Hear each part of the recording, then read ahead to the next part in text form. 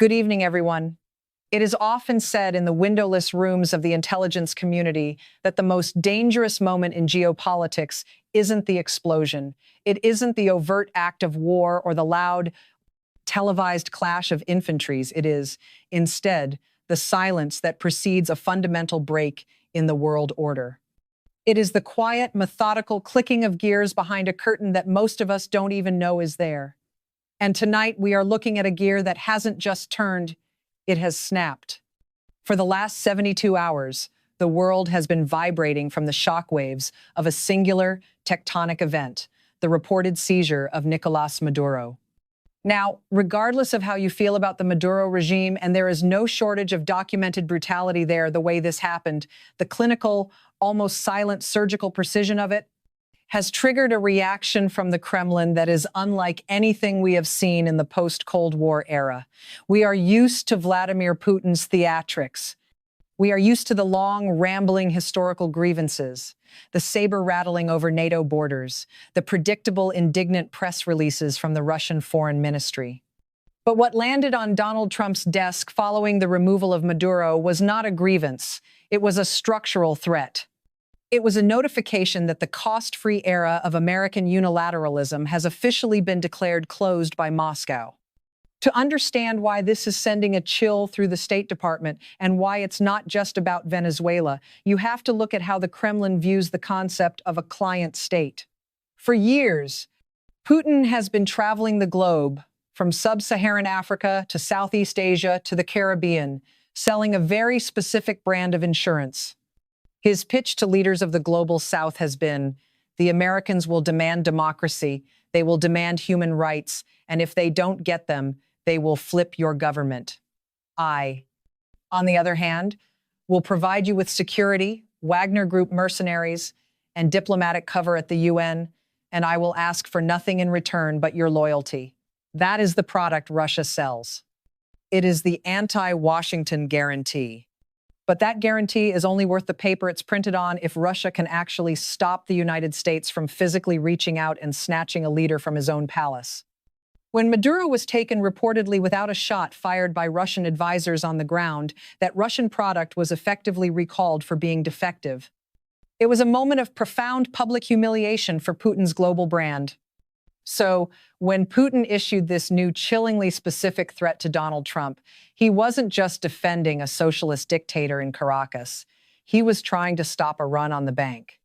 He was telling every other leader currently under Russian protection that Moscow is prepared to burn down other parts of the international house to prove they are still a viable partner.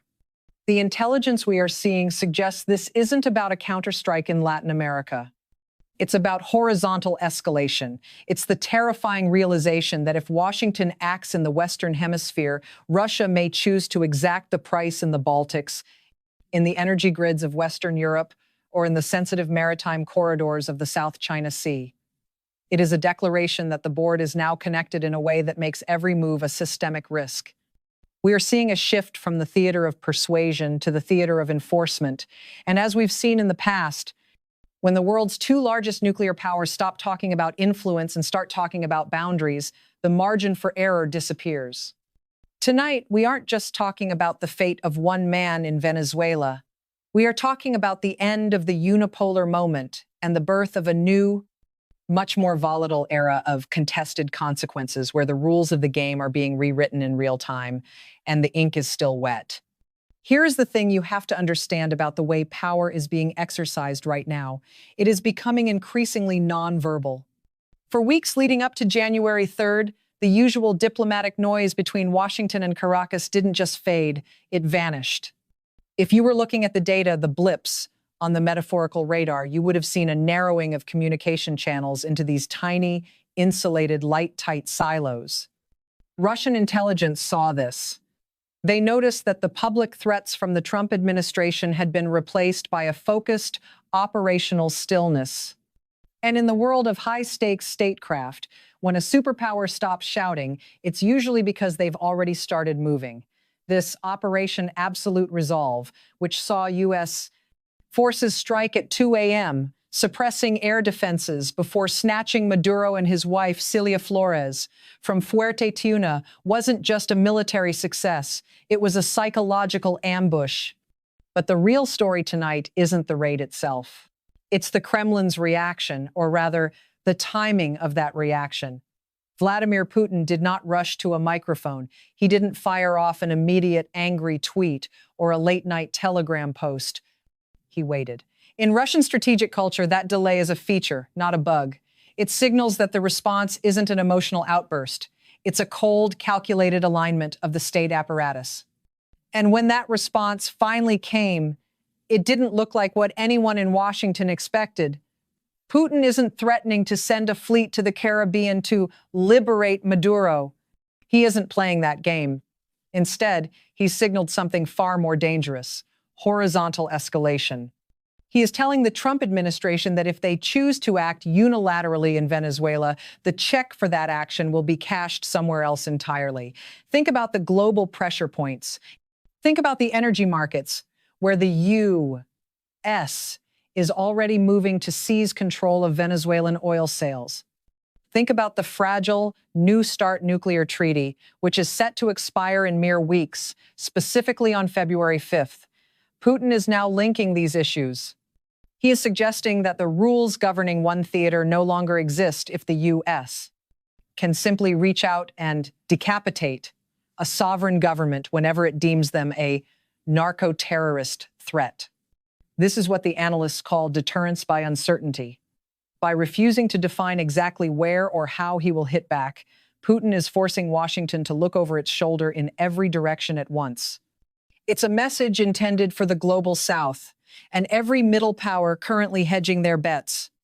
Russia is saying that the American enforcement of its own will has effectively collapsed the old diplomatic ceiling, and now the floor is wide open for anyone with the leverage to push back.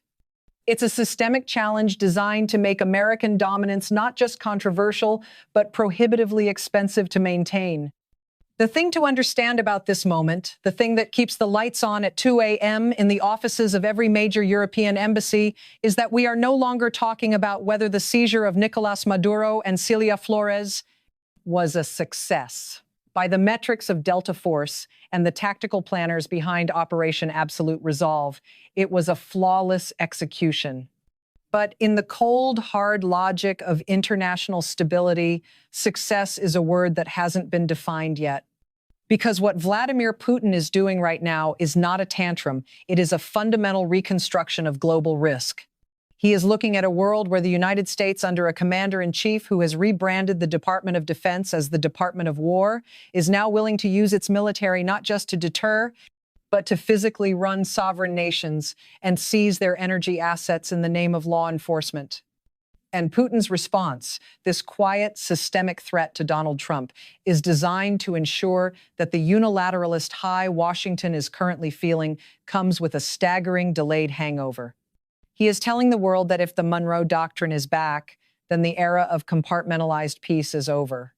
He is signaling that Russia will now look for every American vulnerability, be it a fiber optic cable under the Atlantic, a gas pipeline in the Baltics, or a fragile peace treaty in the Middle East, and treat it as a potential site for reciprocal enforcement.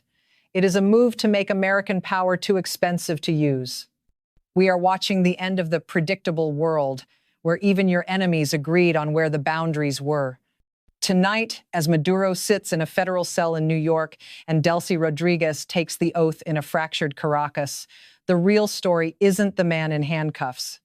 The real story is the shadow being cast over every alliance and every red line we once took for granted. The quiet mechanics of coercion have been cranked into high gear, and the gears are grinding in ways that might just change the map of the 21st century before we even realize the ink has dried on the latest indictment. This isn't just a crisis in Venezuela. This is the new, friction-filled reality of a world where consequences are no longer local. It is a world where everyone is waiting to see where the next snap occurs.